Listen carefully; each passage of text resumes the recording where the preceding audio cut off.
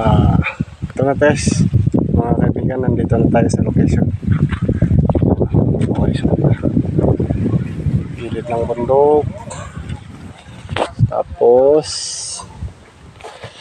yan yung kubo-kubo namin. Yan, yan kami natutulog mamaya. Wala pala tong tulugan, mamamana pala to. Yan, yan yung dagat mamaya. Yan,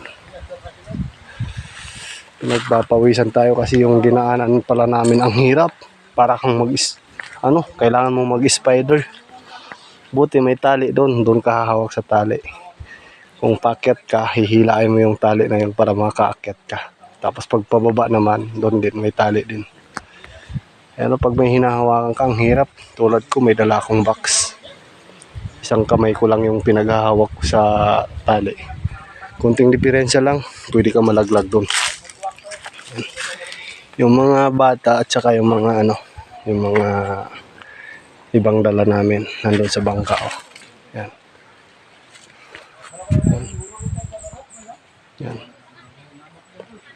Tsaka yung may mga matanda doon sumakay. Mga babae.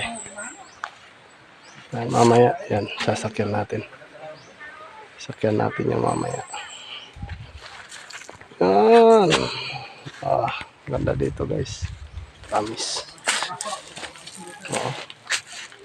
Solo mo yung buong isla. Walang ibang naliligo dito. Pwede kang magbangka, walang bayad, walang entrance. Yan. Pause muna natin. Yan yung mga gamit natin mamaya guys.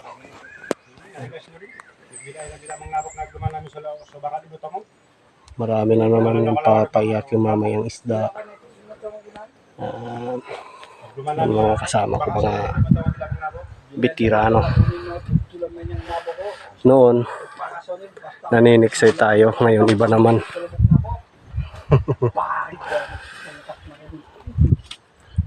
Only in the Mindanao adventure.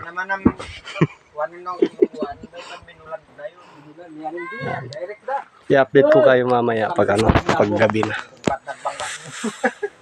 Kung doon magbungkas may mga tao puto.